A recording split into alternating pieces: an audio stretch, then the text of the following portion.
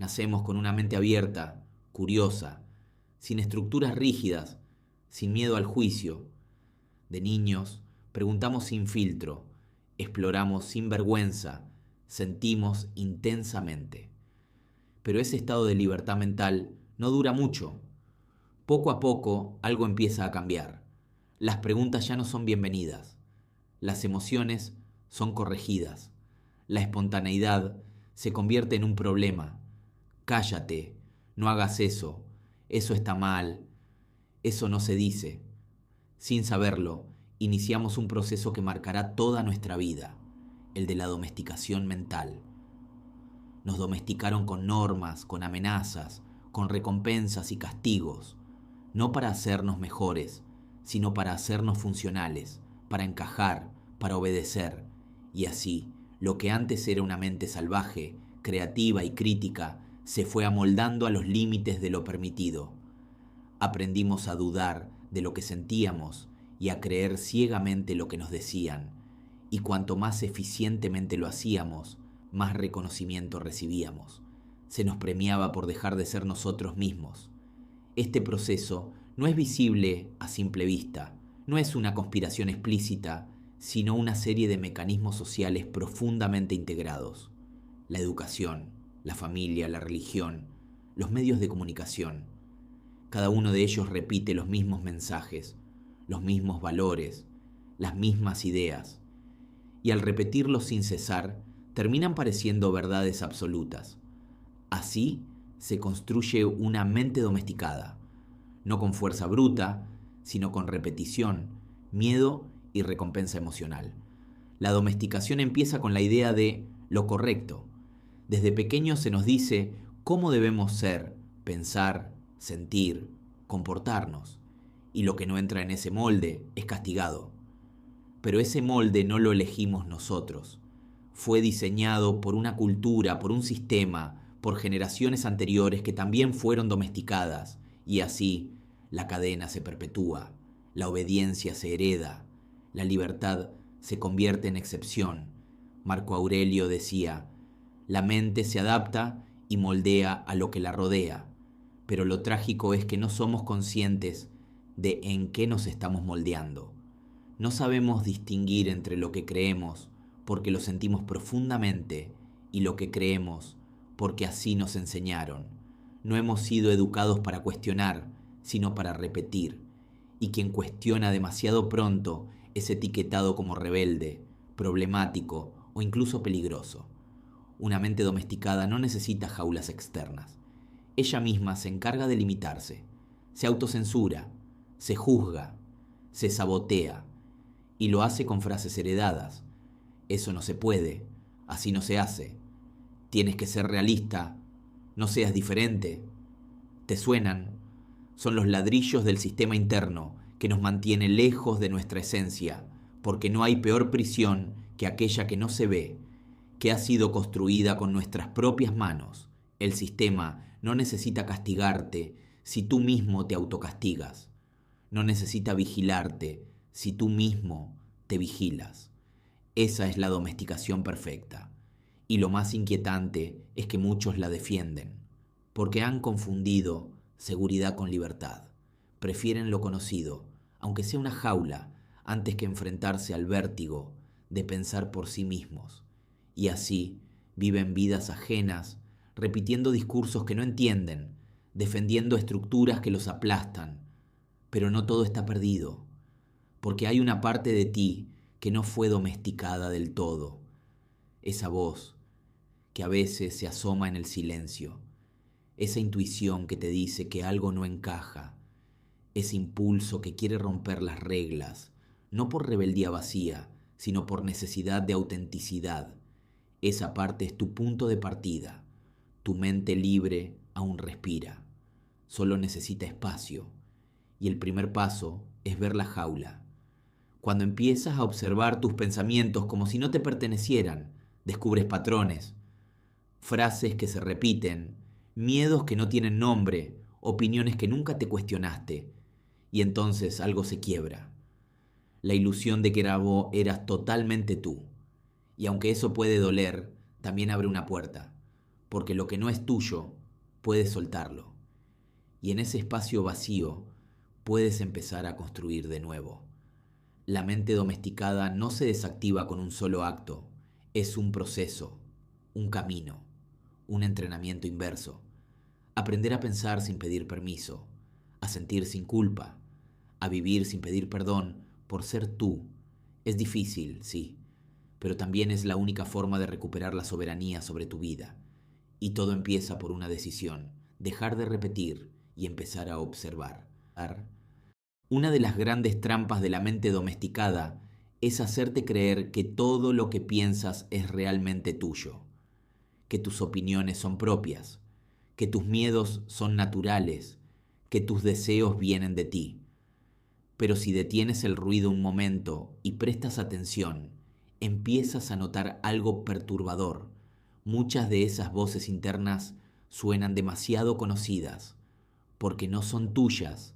Son las voces de tus padres, tus profesores, tus líderes religiosos, tus figuras de autoridad. Y las has interiorizado tanto que ya no puedes distinguirlas de tu propia conciencia.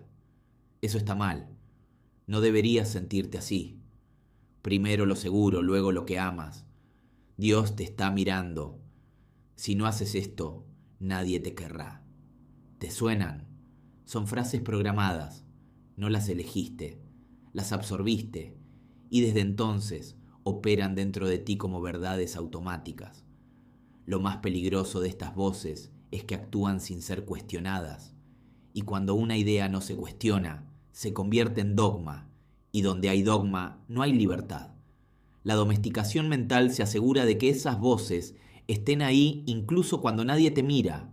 Ya no necesitas al maestro gritando, ni al padre regañando, ni al sistema controlando. Tú mismo reproduces el guión. El control se vuelve interno, sutil, invisible y precisamente por eso eficaz.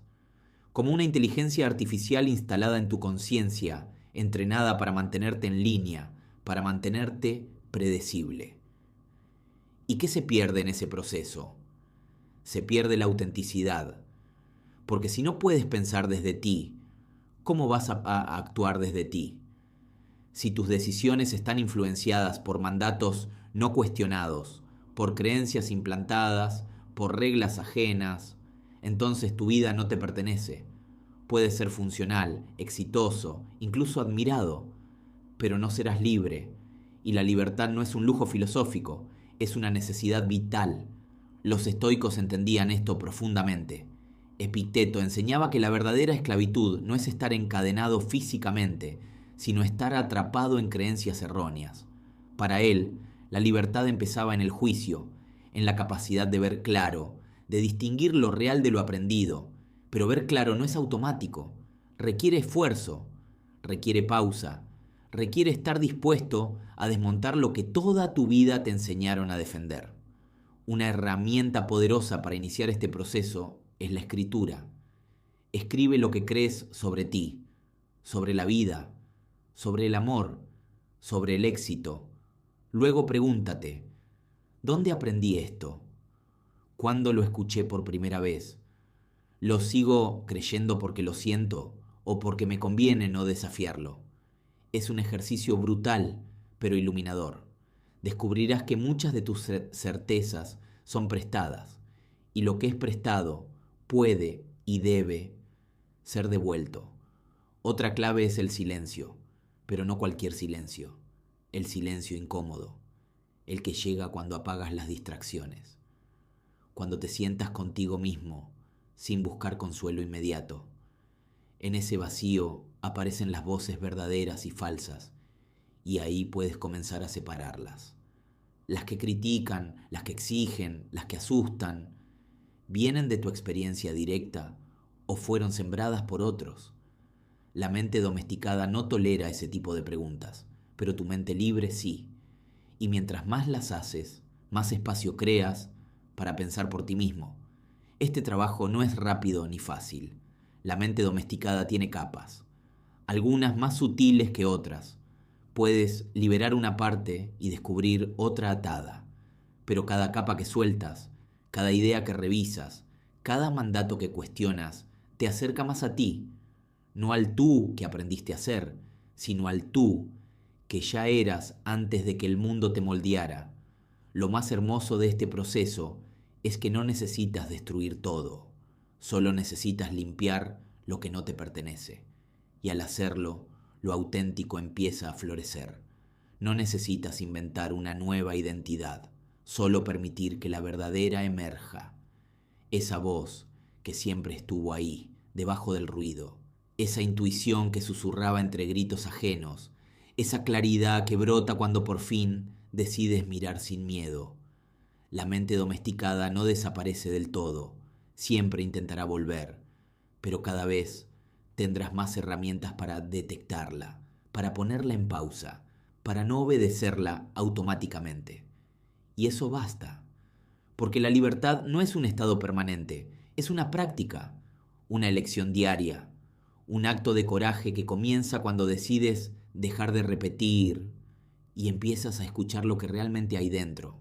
Desde pequeños se nos enseñó que obedecer es bueno, que seguir las reglas, respetar la autoridad y hacer lo que se espera es señal de madurez.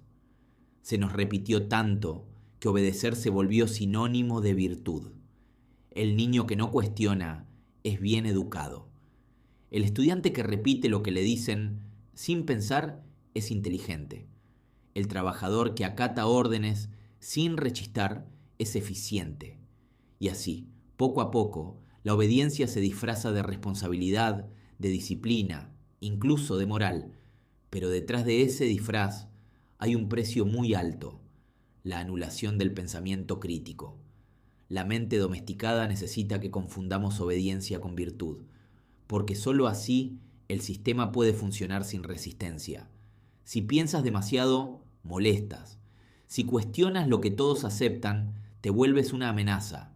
Si decides no seguir la norma porque no tiene sentido para ti, te llaman arrogante, desubicado, insubordinado. No importa si tienes razón, lo importante es que no rompas el molde, porque en el molde todo es más predecible y lo predecible es más fácil de controlar. La escuela, desde sus orígenes modernos, fue diseñada para entrenar mentes obedientes, no libres, no reflexivas, no creativas. El modelo industrial de educación, aulas cerradas, campanas, filas, exámenes estandarizados, no fue pensado para formar pensadores, sino trabajadores, personas que sepan cumplir, rendir, repetir, y quien se salga del molde es castigado, no físicamente quizás, pero sí con etiquetas: distraído, problemático, lento, conflictivo. Esas etiquetas son el castigo moderno por pensar diferente. En la adultez, este condicionamiento se refuerza. En el trabajo, en las relaciones, en la política, se espera que cumplas, que no te quejes, que hagas lo que te toca, que sigas el guión aunque te enferme el alma. Y si no lo haces, hay consecuencias: despidos, rupturas, cancelaciones, aislamiento. Así se sostiene el mito del ciudadano ideal, alguien que no interrumpe, que no incomoda, que no se sale del carril. Pero ese ciudadano ideal no es una persona plena, es una sombra de sí mismo. Los estoicos no promovían la obediencia ciega, promovían la razón, la virtud interna, la autonomía moral. Para ellos, obedecer no era un valor en sí mismo. Lo valioso era actuar desde el discernimiento. Si una norma es justa, se sigue. Si no lo es, se cuestiona. El sabio estoico no se deja arrastrar por la masa ni por la autoridad, se guía por su conciencia, y esa conciencia solo se fortalece cuando uno se atreve a pensar con profundidad, aunque duela. Pero pensar tiene un costo, porque cuando empiezas a ver, ya no puedes dejar de ver. Ya no puedes reírte de chistes que promueven lo que antes tolerabas. Ya no puedes apoyar causas que sabes que son incoherentes. Ya no puedes callar cuando el silencio equivale a complicidad, y eso te puede dejar solo. Porque el pensamiento libre no siempre es bienvenido, pero esa soledad, lejos de ser castigo, es a veces el primer signo de que estás caminando hacia tu verdad. El miedo al rechazo es uno de los principales pilares de la obediencia. No obedecemos solo por temor al castigo, sino por temor a ser excluidos, a perder el amor, el trabajo, el estatus, la pertenencia. Pero si tu pertenencia depende de que traiciones tu esencia, realmente es pertenencia. Si el precio de ser aceptado es dejar de ser tú, ¿vale la pena? Estas preguntas son incómodas pero necesarias, porque la vida pasa, y al final lo único que duele no es haber desobedecido, sino no haberlo hecho cuando era necesario. La mente domesticada quiere paz, pero a cualquier precio. Prefiere una vida gris, pero estable, antes que una vida incómoda, pero verdadera. Pero tú no naciste para agradar, naciste para vivir en coherencia, y la coherencia a veces duele, porque implica tomar decisiones difíciles, sostener verdades incómodas, caminar solo cuando todos siguen la corriente, pero también implica dormir en paz, caminar ligero, mirarte al espejo sin avergonzarte. Empezar a desobedecer no significa ser violento, caótico o impulsivo, significa elegir, decidir desde la conciencia, escuchar tu voz interna antes que la presión externa. Y eso, en este mundo, ya es un acto revolucionario, porque no hay fuerza más peligrosa que alguien que piensa por sí mismo, que no necesita gritar pero tampoco calla, que no busca destruir pero tampoco se arrodilla, que no obedece por miedo sino que actúa por convicción.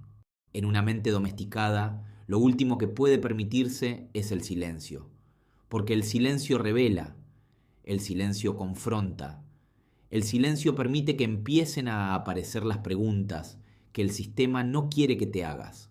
Por eso, la distracción se ha vuelto el nuevo opio, un ruido constante, envolvente, adictivo, no solo auditivo o visual.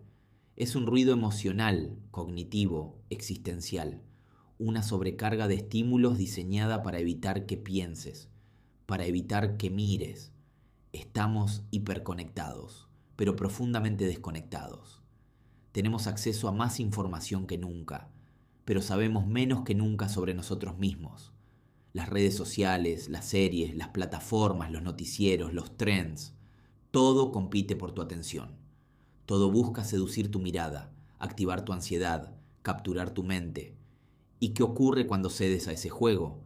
Dejas de ser sujeto para convertirte en objeto. No piensas, reaccionas. No eliges, consumes. No creas, repites. La domesticación moderna ya no necesita castigo, solo necesita saturación. Y esa saturación produce agotamiento mental, confusión, dependencia. Personas agotadas no cuestionan, personas confundidas no se rebelan, personas dependientes no buscan liberarse. Así se construye la obediencia voluntaria, no con represión, sino con sobreestimulación. Porque si estás demasiado cansado para pensar, demasiado distraído para observar, entonces ya no necesitas ser vigilado. Tú mismo has apagado tu conciencia. Los estoicos sabían que el control de la mente empieza con el control de la atención. Epicteto decía, no son las cosas las que nos perturban, sino nuestra interpretación de ellas. Pero para interpretar algo con claridad, primero debes ser capaz de verlo sin filtros. Y hoy en día, esos filtros están por todas partes. Filtros sociales, ideológicos, tecnológicos, emocionales. Cada uno de ellos distorsiona lo que percibes. Y al distorsionar tu percepción, controla tu pensamiento. La publicidad no te vende productos, te vende estilos de vida, te dice qué deberías desear, cómo deberías sentirte, qué significa el éxito. Los algoritmos no solo te muestran lo que te gusta, moldean lo que crees que te gusta, y así, poco a poco, tu mapa mental deja de ser tuyo. Es una construcción externa, personalizada, pero no libre. Y tú, sin darte cuenta, vives dentro de ese mapa como si fuera el mundo real, como si fuera la única opción, pero no lo es. Hay otra forma, y empieza con un gesto radical. Apagar el ruido, no todo el tiempo, no para siempre, solo lo suficiente como para empezar a escucharte, a notar qué pensamientos son realmente tuyos y cuáles son ecos del mundo, a observar qué emociones aparecen cuando dejas de distraerte, a reconocer qué vacíos has estado llenando con contenido en vez de presencia. Ese gesto, pequeño pero valiente, marca la diferencia entre una mente controlada y una mente consciente. La mente consciente no es perfecta, se equivoca, duda, tropieza, pero tiene algo que la mente domesticada ha perdido: dirección propia. No va donde el algoritmo la lleva, no piensa lo que el sistema le dicta, no consume sin preguntarse por qué, y ese pequeño espacio de reflexión lo cambia todo, porque ahí nace la libertad. En ese espacio entre el estímulo y la respuesta, en ese segundo donde puedes elegir. Para cultivar ese espacio necesitas prácticas, no teorías, no discursos, prácticas reales, respirar con atención, escribir lo que sientes, caminar sin mirar el teléfono, comer sin distracción, escuchar sin interrumpir. Son actos simples, pero profundamente subversivos, porque en un mundo que vive de tu desconexión, cada acto de presencia es una revolución. El camino de la liberación mental no se recorre con grandes gestos, se construye en lo cotidiano, en cómo hablas, cómo escuchas, cómo te relacionas con tu tiempo, con tu cuerpo, con tu entorno. Se trata de recuperar la soberanía sobre tu atención, de decidir a qué le das energía, de proteger tu silencio como un terreno sagrado donde tu verdadero yo puede respirar. La mente domesticada teme el silencio porque sabe que ahí empieza el cambio. Pero tú ya has escuchado el llamado, ya has sentido esa incomodidad que anuncia que algo dentro de ti quiere despertar. No lo ignores, no lo adormezcas, no lo pospongas, porque tu vida real, la que no se mide en likes ni en metas impuestas, comienza exactamente ahí, en el momento en que decides bajar el volumen del mundo y subir el volumen de tu alma. La domesticación de la mente no sería completa si no alcanzara las emociones, porque no basta con controlar lo que piensas, hay que controlar también lo que sientes, y la herramienta más efectiva para ello no es el castigo físico ni la censura directa, es la vergüenza. La vergüenza es una emoción silenciosa, pero devastadora. Te hace ocultarte, te hace callar, te hace abandonar partes esenciales de ti para encajar, y lo peor, te hace pensar que hacerlo es tu elección. Desde muy jóvenes aprendemos que hay emociones aceptables y emociones peligrosas, que hay formas correctas de sentir y otras que deben reprimirse. A los hombres se les dice que no lloren, que no duden, que no sean débiles. A las mujeres que no se enojen, que no sean demasiado. A todos que no molesten, que no incomoden, que no desentonen. Así aprendemos a censurarnos emocionalmente, a desconectarnos de nuestra experiencia real para encajar en una máscara emocional socialmente aceptada. Esta censura no es solo externa, con el tiempo se internaliza. Ya no necesitas que nadie te diga que no debes llorar, tú mismo te lo impides. Ya no necesitas que te callen, tú mismo te juzgas por querer hablar. Y así, la vergüenza se vuelve una barrera invisible entre tú y tu autenticidad, una muralla emocional que te separa de lo que realmente eres, de lo que realmente sientes, de lo que realmente necesitas. La mente domesticada usa la vergüenza como un candado, porque si te avergüenzas de lo que eres, nunca te atreverás a mostrarlo, y si no lo muestras, no puede ser juzgado, pero tampoco puede ser vivido. Así se instala la resignación silenciosa. La idea de que ser tú no es suficiente, de que debes ajustar, corregir, esconder, y ese ajuste constante te aleja de tu centro, porque no se puede vivir plenamente cuando uno vive en estado de edición permanente. Los estoicos, a pesar de ser vistos como fríos o racionales, entendían profundamente el mundo emocional. Para ellos, no se trataba de reprimir las emociones, sino de comprenderlas, de observar su origen, de no dejarse arrastrar por ellas, pero tampoco negarlas. Séneca decía, no es valiente quien no siente miedo, sino quien sabe dominarlo. Lo mismo aplica para la vergüenza. No se trata de eliminarla, sino de no obedecerle ciegamente, de mirarla de frente y decirle, ya no me controlas. Para empezar a desprogramar la vergüenza, hay que recuperar el derecho a sentir. Y para eso, primero hay que nombrar. ¿Qué partes de ti has escondido por miedo al juicio? ¿Qué emociones has censurado por años? ¿Qué deseos sigues considerando inadecuados, aunque no hagan daño a nadie? Responder estas preguntas no es fácil. Requiere coraje, porque lo que encuentres puede doler, pero también puede sanar, porque lo que se nombra se libera, y lo que se libera se transforma. Otra clave es rodearte de contextos donde puedas ser tú, sin máscaras. No necesitas un público enorme. Basta con 1 o 2 personas que te vean sin juicio. A veces basta contigo mismo, con tu diario, con tu espejo, con tu conciencia. Mostrarte ante ti sin vergüenza es un acto revolucionario, porque empieza a desmantelar esa idea absurda de que sentir está mal, de que ser humano es una falla, de que solo lo pulido, lo perfecto, lo correcto merece ser amado. La vergüenza es una emoción social, vive del miedo a ser visto como otro, pero si miras de cerca, todos cargan con ella. Todos tienen partes ocultas, emociones negadas, voces internas que repiten los mismos juicios. Nadie está completamente libre, pero algunos han decidido dejar de obedecer esa voz, y en ese acto se han reconectado con su fuerza, porque no hay mayor poder que el de vivir sin esconderse. La domesticación emocional también se nota en cómo juzgamos a los demás.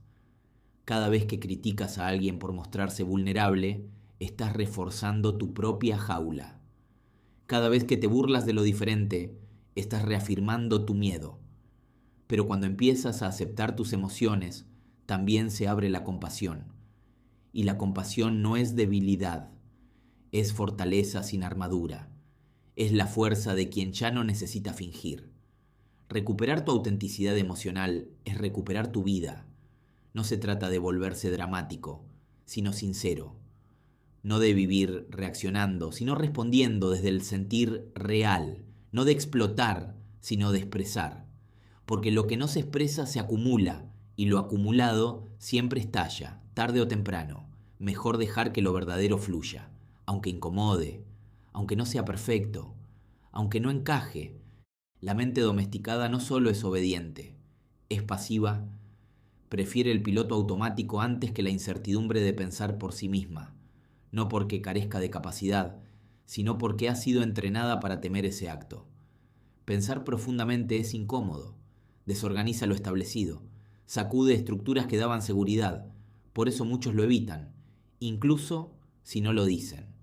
Prefieren seguir rutinas, repetir ideas, vivir en lo conocido, aunque lo conocido los destruya poco a poco.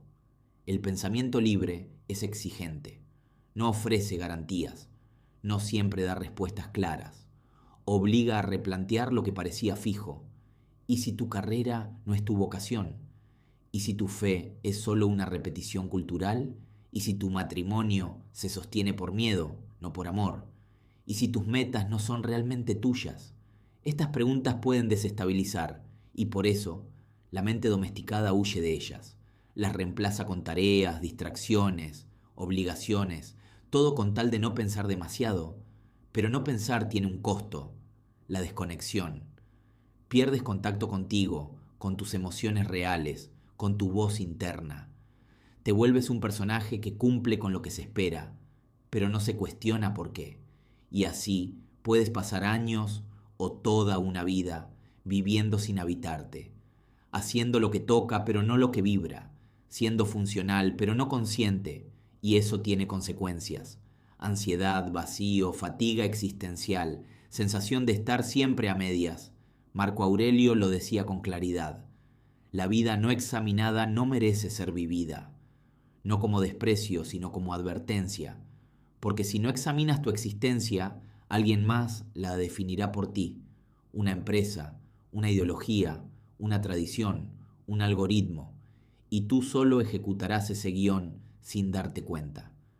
La libertad interior empieza con la incomodidad de pensar, de verte, de hacer silencio y permitir que surjan las preguntas que has pospuesto durante años. Pensar no es lo mismo que preocuparse. No es rumiar obsesivamente lo que no puedes controlar. Es observar con honestidad, reconocer patrones, nombrar lo que duele, detectar lo incoherente y luego decidir. Eso requiere presencia, paciencia y valor. Porque al pensar, ya no puedes culpar solo al entorno. Aparece la responsabilidad, la conciencia, la elección. Y eso, aunque libere, también pesa, porque elegir es arriesgar. Por eso muchos prefieren delegar, que otros piensen por ellos, que el partido político les diga qué creer, que el influencer les diga qué leer, que el líder espiritual les diga cómo vivir, que el algoritmo les diga qué ver. Pero cada delegación de pensamiento es una renuncia al poder, porque nadie puede vivir tu vida por ti, y quien no piensa desde sí mismo, vive prestado. Habita una versión disminuida de su ser, el sistema lo sabe. Por eso premia lo superficial, viraliza lo irrelevante, aplaude la obediencia disfrazada de originalidad, censura sin censurar, invisibiliza. No necesita quemar libros, basta con que nadie los lea, no necesita callarte, basta con que te entretengas. Así, la mente se adormece sin darse cuenta, y cuando quiere despertar, ya no sabe por dónde empezar, pero siempre se puede empezar, a veces con una pregunta, a veces con una conversación honesta, a veces con una pausa.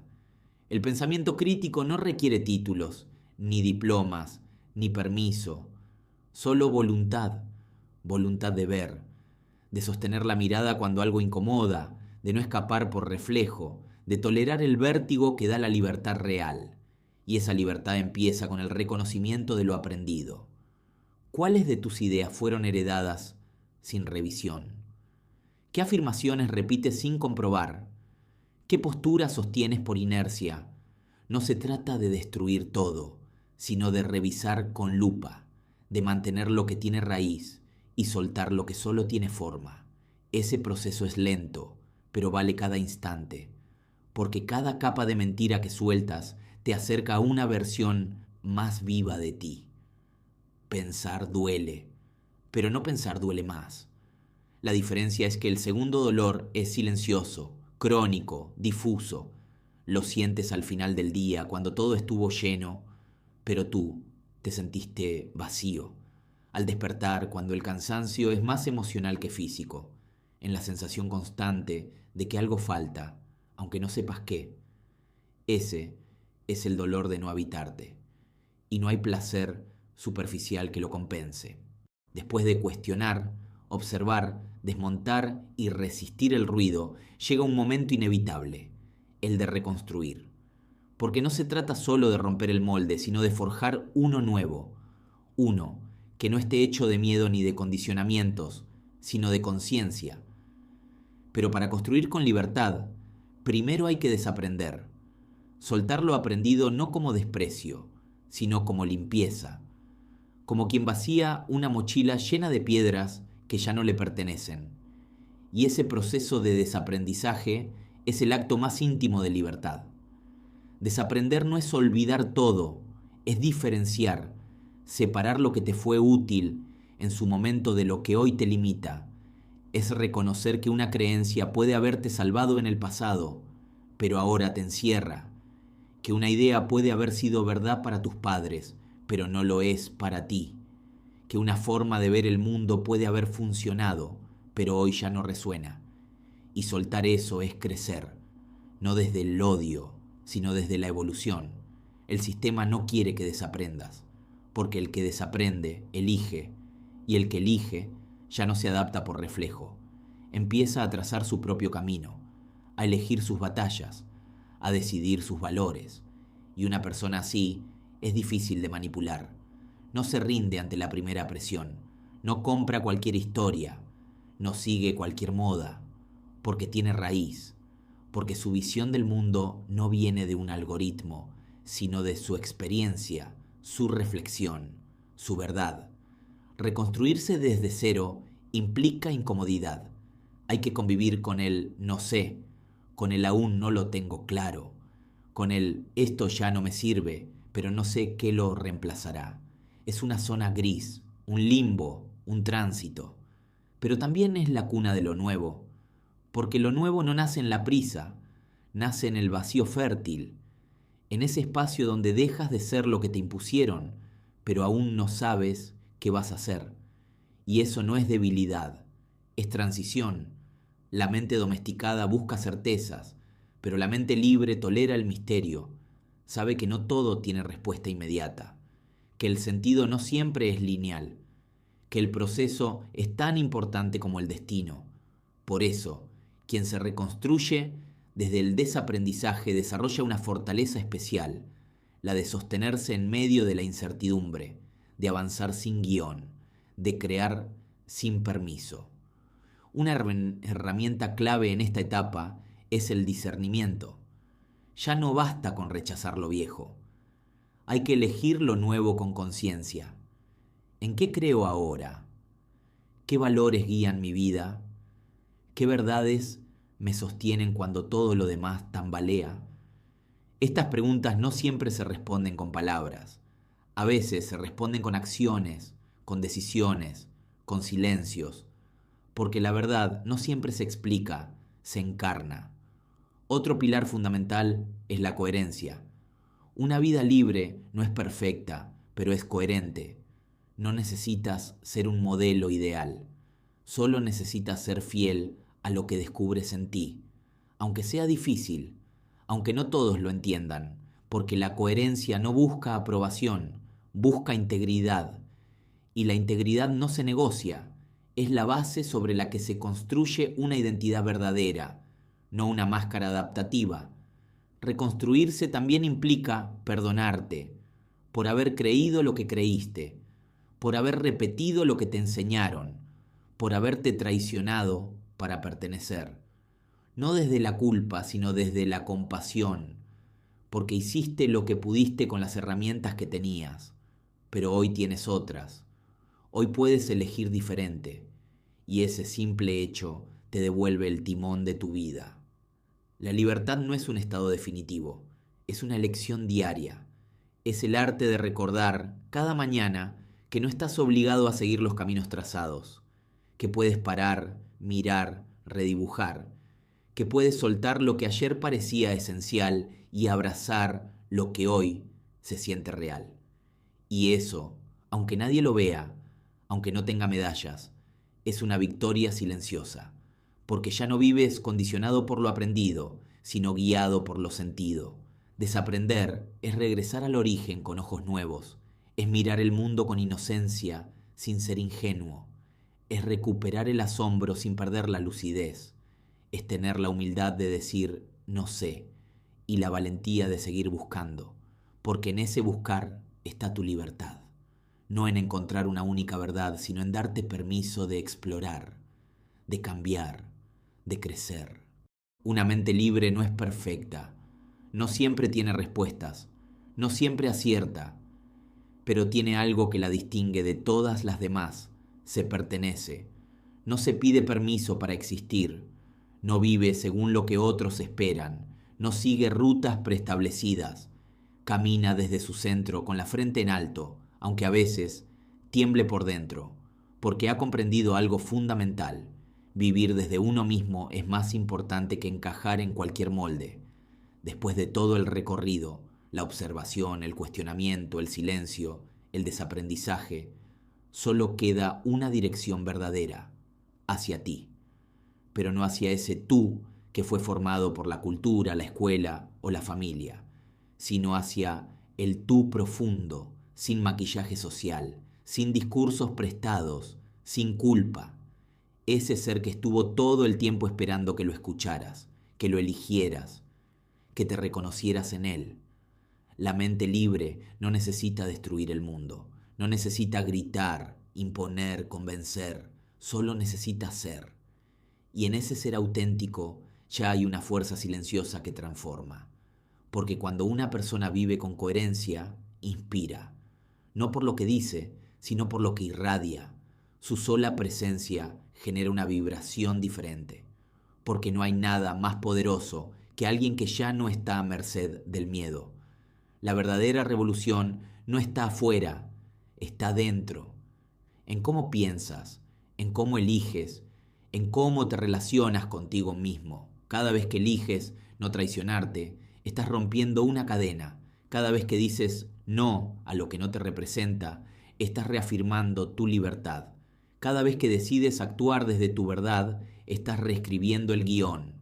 Y eso, aunque parezca pequeño, es gigantesco.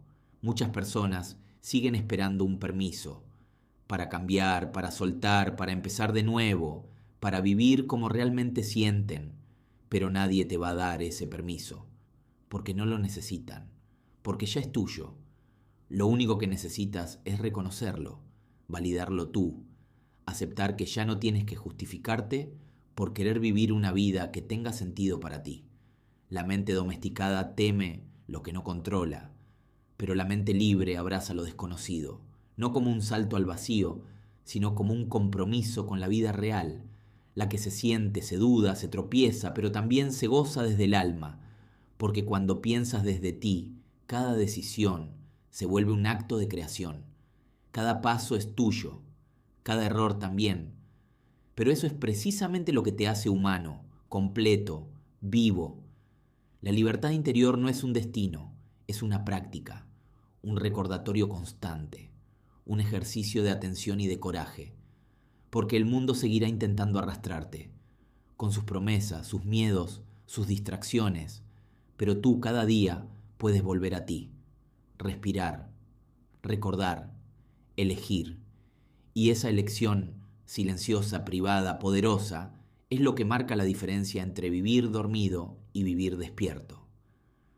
Tal vez no todos entiendan tu camino.